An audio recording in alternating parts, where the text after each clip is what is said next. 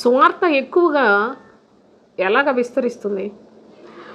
భక్తుడైన పౌలు చెప్తున్నాడు, నాకు సంభవించినవి అనగా అనేక శ్రమలు అతను ఎదుర్కొంటూ వాటిని గురించి చెప్తున్నాడు. నాకు సంభవించిన ఈ బాధలు, ఈ శ్రమలు ఇవన్నీ కూడా సువార్త ఎక్కువగా ప్రబలమగుటకే ఇవి సంభవించినాయని ఎంతగా సాక్ష్యమిస్తూ ఉన్నాడో చూడండి.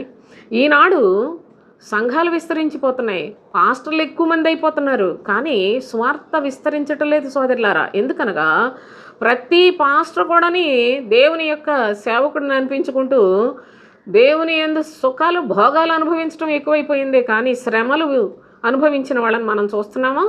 ఈ శ్రమలు విస్తరించుట ద్వారానే సువార్త విస్తారముగా వ్యాప్తి చెందుతుంది అనే సంగతిని అపోస్తుడైన పౌలు తెలియచేస్తూ, ఈ శ్రమలు నా సొంతగా వచ్చినవి కావు, కేవలము క్రీస్తు సువార్తను నేను ప్రకటించటం వలన నాకు సంభవించినవి.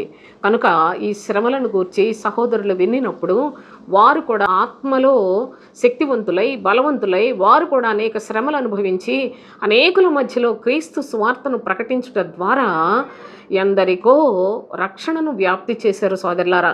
పరలోక సంబంధమైన నిరీక్షణ కలిగిన క్రైస్తవులను తయారు చేశారు. అంతేగాని లోకంలో చక్కగా మనకు అనుకూలమైన ప్రార్థనలు చేసుకుంటూ సంఘం విస్తరిస్తుందని చెప్పేసి చెప్పుకుని ఈ పద్ధతిని అపోస్తులు చేయలేదండి.